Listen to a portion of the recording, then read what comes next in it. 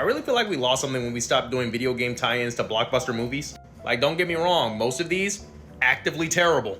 But in my opinion, there was one movie tie-in game that stood above the rest. The Matrix Path of Neo was probably the last good thing to happen to us before we all got shuffled onto the worst timeline. Like, most movie tie-ins would be just satisfied with recapping the events of the movies, which this game does, and it does pretty well. But the thing that separates it from most of its contemporaries was the fact that it knew that it needed to be a fun game first and a tie-in second.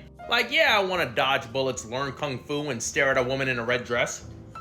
But amongst all the philosophical questions that The Matrix already brings up, I can think of a few that the movies just fail to answer. Like, what if you had to save humanity, but first, you had to fight some giant ants? You see, that's the reason why all the Matrix sequel movies suck. They had a lack of giant ants. Like, yeah, we could talk about the philosophical implications of what it truly means to be human, but what if you could answer that question just fine by fighting a building-sized version of Hugo Weaving? I feel like if more movie tie-ins played around with the plot like this game did, there would be a lot more nowadays. Do you know how much money I would pay for a video game version of Sinners? Just make it Dead Rising in the Deep South. You guys are sitting on money.